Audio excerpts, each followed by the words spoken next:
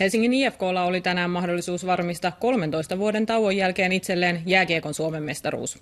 Finaalisarjan 3 ensimmäistä ottelua hävinnyt Espoo Blues ei kuitenkaan lähtenyt 4. loppuotteluun valmiiksi lyötynä. Samaan aikaan kun Kanada-malia kannettiin Espoon hallin uumeniin, valmistautuivat joukkueet illan peliin tyystin päinvastaisin ajatuksin.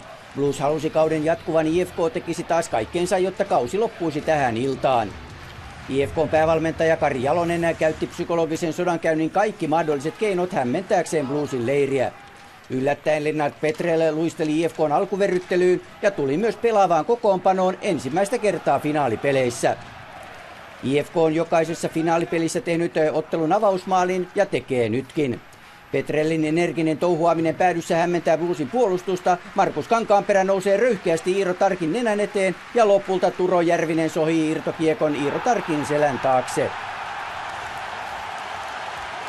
IFK:n painostus tuottaa toisen osuman, kun avauserää on pelattu 15 minuuttia. Juha-Pekka Haataja syöttää ja kapteeni Ville Peltonen ohjaa IFK:n 2-0 johtoon. Bluesin paras kavennusmahdollisuus osuu aivan erän loppuun, mutta Karalainen laukaus ei tuo toivottua tulosta. Jere Karalahti istuu rangaistusaitiossa, kun IFK tekee kolmannen osumansa. Toista erää on pelattu 8 minuuttia. Ville Peltonen napauttaa lukemiksi 3-0 IFK:lle. Bluesin toivon kipinä syttyy 5 minuuttia ennen toisen erän umpeutumista, kun Petri Lammassaari kaventaa pelin 1-3. Kiekko ehtii vielä ennen erän loppua kilahtaa IFK-maalin kehikkoon, ja tilanteita oli muitakin, mutta toista kavennusmaalia Blues ei toisessa erässä pysty tekemään. Siitä piti huolen lopulta paraatitorjunnoillaan Juuso Riksman. Henkeä nostatettiin molemmissa pukuhuoneissa ennen kolmannen erän alkua. Blues pistää viimeisetkin voiman rippeensä ja kaiken tahdon voimansa peliin ja onnistuu päätöserän puolivälissä kaventamaan ylivoimalla 2-3. Maalin tekijänä Camillo Miettinen.